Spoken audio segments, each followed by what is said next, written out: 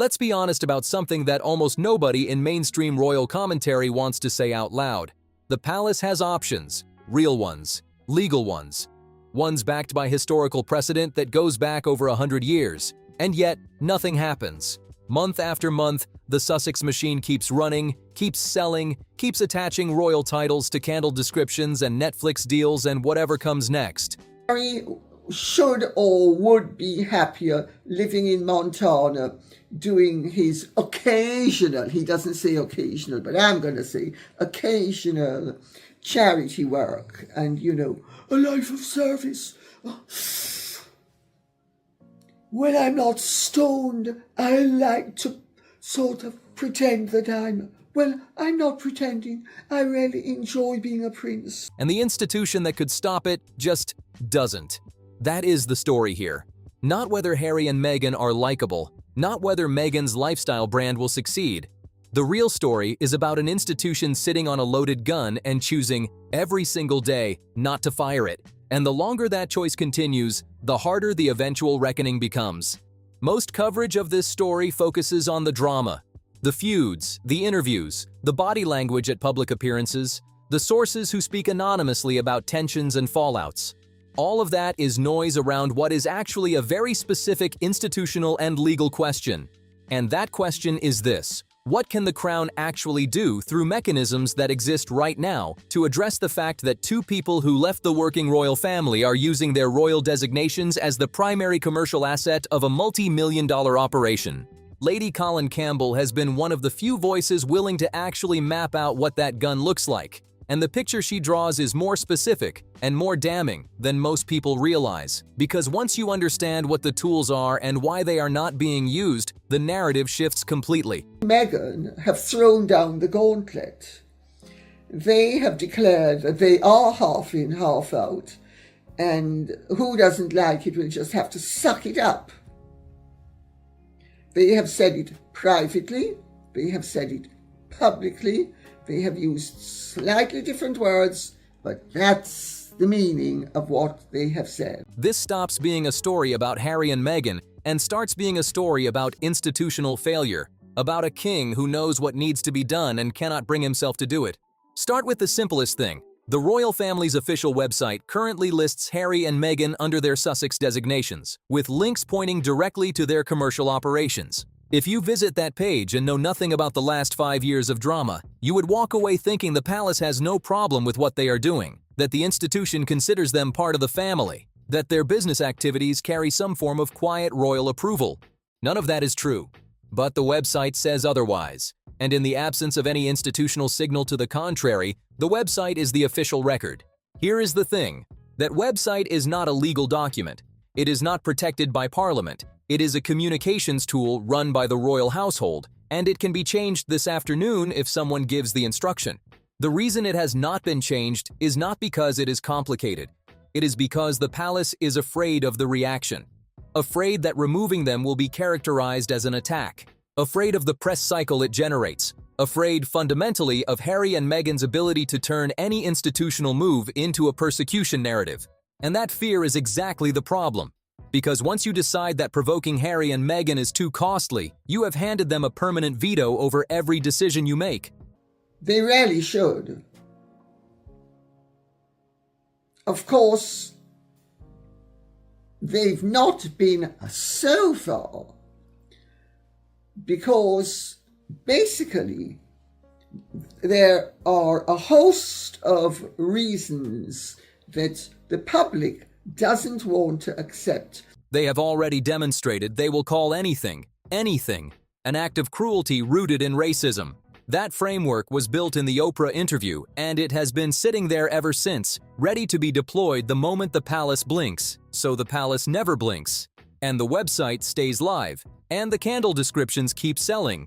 This is what institutional paralysis actually looks like. Not chaos, not conflict, just quiet, daily inaction dressed up as strategy. Now, the website is the easy part. The more substantial conversation is about the titles themselves. And this is where most public commentary goes wrong, because people talk about title removal like it requires some enormous legal event. A parliamentary process, a public shaming, the full machinery of a constitutional crisis. That is not what the history shows. In 1917, King George V did something that most people have never heard of and that almost nobody brings up in these discussions.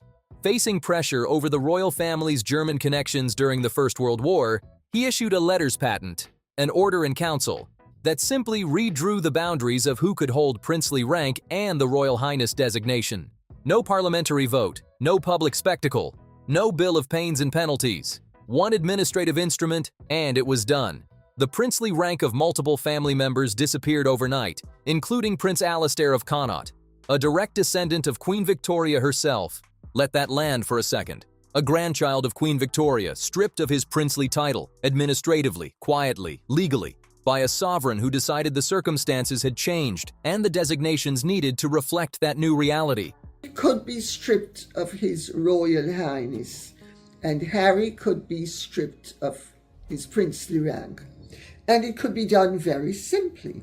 The king could simply declare that hereafter, and it could simply be something that he can just do. He's allowed to do it. He's a fount of all honors. The mechanism George V used was not invented for the occasion. It was an expression of something that had always existed within the sovereign's authority, the power to define, by letters patent, who belongs within the institutional designation of Royal Highness. What he did in 1917 was not a dramatic constitutional rupture. It was an administrative clarification. And it worked. That precedent has never gone away. It is still there. And it means Charles could right now issue an order in council withdrawing the Prince and Royal Highness designations from individuals who are not working within the institutional framework, who are, in fact, commercially exploiting those designations in ways that actively damage the monarchy's interests. The 1917 mechanism does not punish. It clarifies. It says, these titles belong to people operating within the institution, and if you are not doing that, the titles do not follow you into your lifestyle brand. The specific commercial application matters here. Think about what Prince Archie of Sussex actually means in a candle description.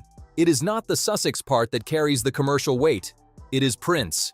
That word is doing the selling. It is telling the customer that this product has a connection, however distant, however commercially constructed, to the actual royal family. Remove the designation through an order in council, and the product description says Archie of Sussex, which is just a name. The institutional hook is gone. The legal tool exists. The historical precedent exists.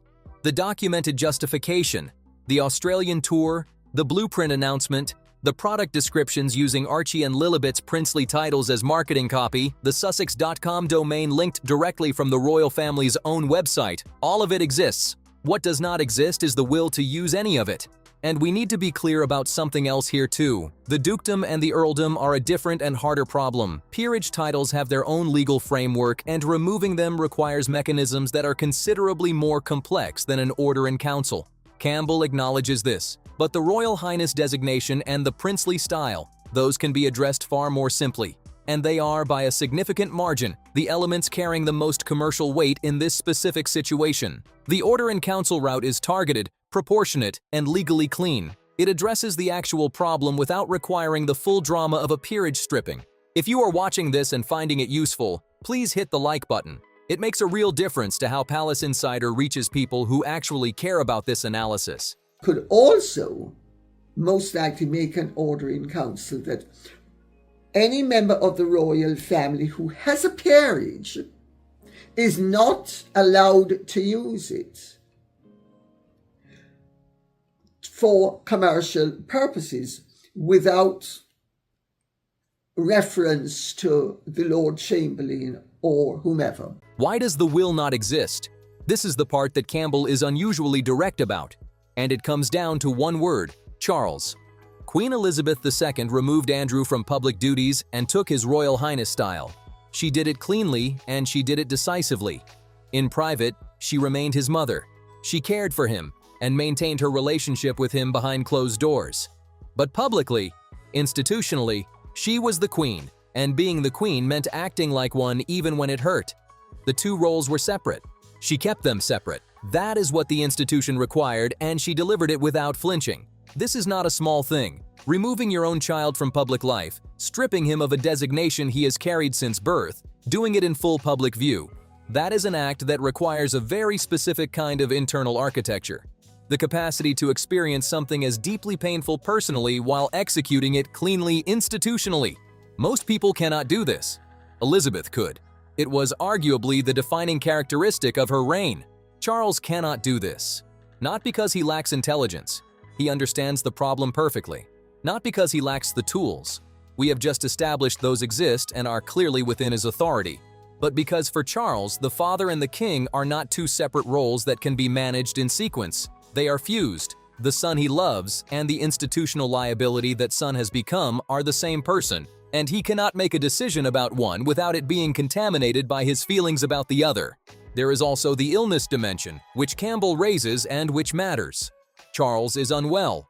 The specific calculations a king makes when he is healthy, about legacy, about the long-term shape of the institution, about decisions that will define how his reign is remembered, are harder to make clearly when the immediate reality is managing health alongside everything else. The urgency gets compressed, the difficult conversations get deferred, and the institution pays the price of that deferral in candle descriptions and blueprint announcements and a website that still implies endorsement of things the palace would never openly endorse. William has no such limitation. And this matters structurally, not just personally. The relationship between William and Harry has been characterized by Charlotte Griffith, with specific sourced access, as hate. That is a strong word, and Griffith does not use it casually. Whether it is precisely accurate or slightly overstated is almost beside the point. What matters is that for William, the personal calculation and the institutional calculation point in exactly the same direction. There is no internal conflict pulling him toward inaction. When William becomes king, the half-in-half-out arrangement will end. The titles will eventually go. The cleanup that Charles has deferred will happen. The only question is what state the problem will be in when William inherits it, and whether the commercial operation will have had additional years to embed itself further. Now let's talk about what Dan Wakeford's reporting actually confirms, because it is more significant than it first appears. Wakeford is not the first person to say the finances are under pressure, that the speaking fees are declining, that Harry and Meghan are operating on a runway that has a visible end. Campbell and others have been saying versions of this for years. What Wakeford adds is not the information itself, it is the source type. He had access. He was inside the approved media ecosystem. He had relationships with the couple and with people around them. And now, having gone independent, his commercial incentive has shifted from protecting that access to building audience trust, which means telling the truth is now the better business decision. This is the pattern Campbell identifies, and it repeats with striking consistency around this story. The honest assessment gets made first by people outside the access arrangement, usually characterized as biased or agenda-driven. Then, when the access arrangement changes for someone inside, the same assessment gets confirmed. The vindication arrives, but it arrives late. And the question of whether it arrives before the commercial operation has become too entrenched to easily dismantle. That is the real stakes here. The financial picture Wakeford confirms matters because it illuminates the dynamic Campbell has been describing. The goals have genuinely diverged. Harry wants land and quiet and distance from the machine. Meghan wants scale, visibility, and a platform that operates at the Lauren Sanchez level of cultural presence. These are not compatible ambitions. And the commercial operation, as currently structured, needs both of them. Specifically, it needs Harry's name and his royal adjacency attached to Meghan's brand building. This is not a small problem for the operation. Harry is not a co-founder who happens to be married to the CEO. He is the product, or more precisely, his connection to the British Crown is the product. Every deal, every partnership, every brand association they have built in the last 5 years has been built on the foundation of what Harry's name means. Strip that away, or watch Harry walk away from it himself.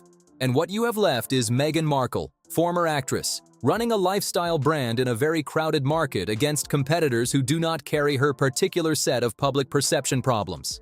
The moment that adjacency goes, whether through title removal or through Harry genuinely exiting the arrangement, the product changes fundamentally.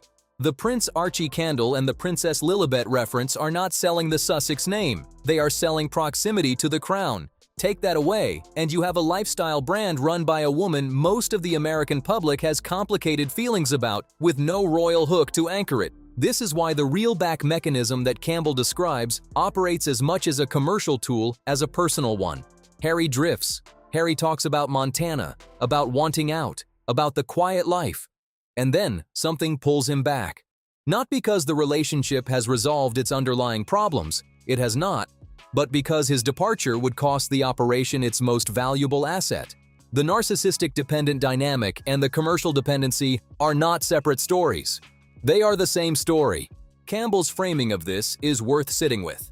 In a narcissistic dependent relationship, the dependent partner is genuinely unhappy. Their needs are not being met, and the relationship does not give them what they require. But the narcissistic partner has a very precise read on exactly how much unhappiness the dependent partner can accumulate before drift becomes real exit.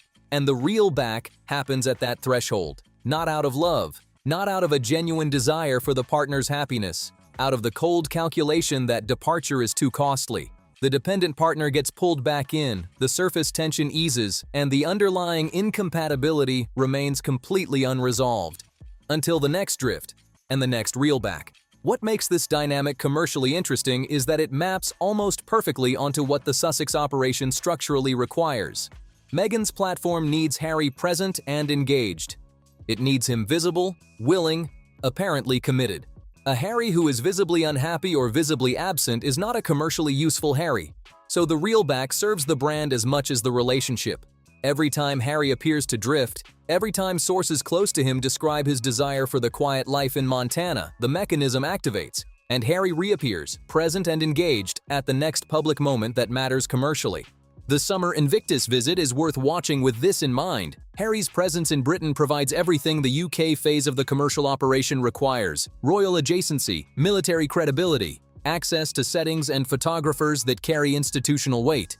The Invictus Games are genuinely Harry's creation, and his commitment to them is real. That is not in question. But the commercial operation does not care whether Harry's motivations are pure. It benefits from his presence regardless, whether Harry personally wants reconciliation, and there are sources who believe he does, who describe a genuine desire to reconnect with his father and his brother and his country, is almost secondary to the fact that his being there serves the machinery whether he intends it to or not. This is the question the summer will answer. Can you distinguish between Harry the man, who may genuinely want to come home in some sense, and Harry the asset, whose presence in Britain is commercially valuable to an operation he may not fully control? And does that distinction even matter institutionally? Because from the palace's perspective, the effect is the same either way. The adjacency gets reinforced, the brand gets its UK content, the website listing continues to imply endorsement, and the institution continues absorbing. Now, the bill of pains and penalties comes up regularly in these discussions, and it is worth addressing directly, mainly because it is the wrong answer, and understanding why it is the wrong answer clarifies what the right answer looks like. In 1820, George IV tried to use this mechanism to strip Queen Caroline of her status and title. The bill passed the Lords. It never reached the Commons, it was never implemented, and the attempt caused George IV more damage than Caroline's conduct ever had, because it looked vindictive, because it generated enormous public sympathy for a woman who had been badly treated, and because the spectacle of a king trying to legally destroy his wife was not a good look for the institution. The parallel is obvious, and the lesson is clear. The more dramatic and punitive the institutional response to Harry and Meghan, the more useful it is to them. The victimhood framework that was constructed in the Oprah interview needs institutional aggression to stay credible. A dramatic public stripping of titles would be the best possible thing that could happen to their brand. It would validate everything they have ever said. The documentary practically writes itself. This is why the Order in Council is the right tool. It is administrative, it is quiet, it is constitutionally grounded. It does not say Harry is a bad person. It says the Royal Highness designation and the princely style belong to people operating within the institutional framework, and people who are not doing that do not get to use those designations to sell candles. There is also, and Campbell raises this, an institutional competence problem layered underneath the political will problem. Some of the advisors currently in the room do not know what tools the system provides. They reach for the bill of pains and penalties because it is the mechanism they have heard of. Dramatic, historically visible, easy to find in constitutional history textbooks, without understanding that the royal prerogative offers far more targeted instruments for exactly this kind of situation. The people who know what an Order in Council can do, who understand the 1917 precedent and what it established, are not always the people with the most influence in these conversations. And tools that are not known cannot be used. This is a specific and underappreciated part of the problem. The modernization drive that brought outside advisors into palace communications and strategy brought genuine skills in some areas, but institutional knowledge of how the royal system actually operates, the letters patent, the orders in council, the distinction between peerage titles and princely styles, the precise scope of royal prerogative, that is not something you acquire from a career in corporate communications or political consultancy. It lives in the institution itself, and when the institution's internal expertise gets overridden by outside voices who reach for the most obvious constitutional tools without knowing the more precise ones exist, the result is a palace that appears to have fewer options than it actually has. Getting the right people in the room, with the right institutional knowledge, matters. It is not the whole solution. The political will problem sits above the competence problem, and nothing changes until Charles decides to act. But institutional ignorance adds unnecessary friction to a situation that already has more than enough of it. So here is where we are. The gauntlet was thrown with the Australian tour. It has been thrown again with the blueprint announcement, the product descriptions, the website links. The institution has the tools to respond proportionately and legally. The historical precedent is unambiguous. The justification is documented in public, on product pages, in tour announcements, in domain registrations. And a king who understands all of this is choosing, because of who he is and what his son means to him, not to act. There is a school of thought that says this is actually the right call. Give them enough rope. Let them keep operating, keep overreaching, keep demonstrating to a watching public exactly who they are. The Roy Morgan poll numbers from 2026, 81% disapproval in Australia, suggest the strategy has worked in one very specific sense. The public has caught on. The goodwill from the early years, from the 2018 Australian tour when they were genuinely beloved, has evaporated. But here is the problem with the rope theory. The damage has landed on their reputation, not on their commercial access to the institutional brand. Those are two entirely different things, and the rope strategy has only achieved one of them. They are less popular than they have ever been. And they are still listing Prince Archie in the product copy. Reputation damage without institutional consequence is not the same as the institution actually addressing the problem. You can be the most unpopular person in a country and still profit from a designation you should not be using. The rope strategy, without the institutional signal to accompany it, just means the problem persists at a lower public approval rating. What Campbell recommends is the combination: patient non-engagement plus occasional formal institutional signal. Remove them from the website. Issue the order in council. Make it clear through formal channels that commercial exploitation of the designations carries consequences and does not have royal consent. The minimum is a clear public statement. No future conduct by Harry or Meghan should be interpreted as carrying institutional endorsement. The maximum available, short of the more complex peerage route, is the order in council withdrawing the princely designations. Between those 2 points, there is a range of proportionate options. All of them require less political drama than the current silence is generating. All of them are legally available right now. William is watching, William is waiting, and when the time comes, the calculation will be different, because the person making it will not be torn between what the king needs to do and what the father cannot bring himself to do. The gauntlet is still on the floor. The summer is coming. What happens next will tell us whether the institution has finally decided to pick it up, or whether it is still leaving that for the next reign. If this kind of in-depth royal analysis is what you come to Palace Insider for, the like button genuinely helps us keep making it. Thank you for watching.